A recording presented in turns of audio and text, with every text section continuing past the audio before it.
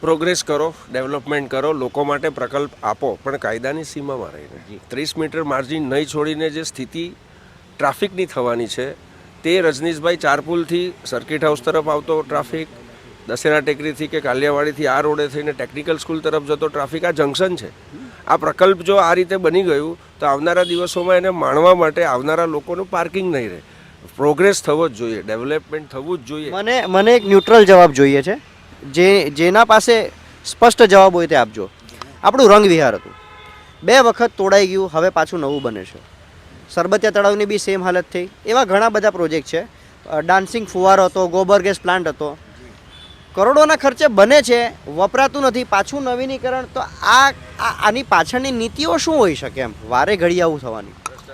હું માનું ત્યાં સુધી બહુ એક સરસ અંગ્રેજી વાક્ય છે કે સ્પેન્ડ મોર એન્ડ સ્પેર મોર. વધુ વાપરો અને વધુ બચાવી લો. કદાચ આ જ નીતિ હોઈ શકે, અન્યથા આઉટપુટ જ ન મળે.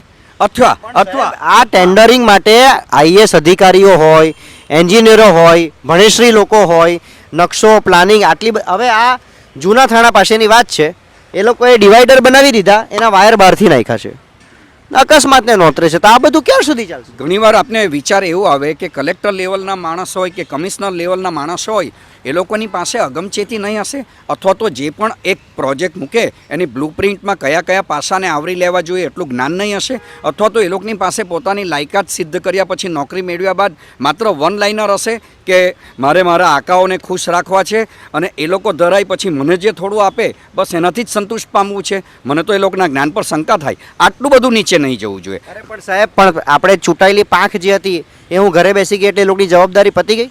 એ લોકોમાં પણ હું માનું વિઝનનો અભાવ દેખાય. કોઈકને ખોટું લાગે, વ્યક્તિગત ખોટું લગાડવાનું કોઈ કારણ નથી. તમારા ઘરે બનાવેલું છેલ્લું ટોયલેટ બાથરૂમ તમે ક્યારે તોડ્યું?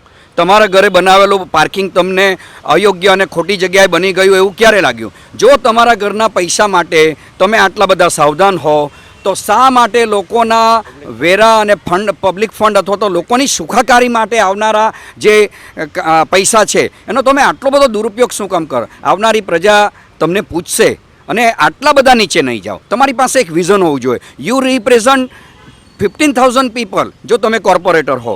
You represent 3 to 4 lakh people જો તમે ધારાસભ્ય હો.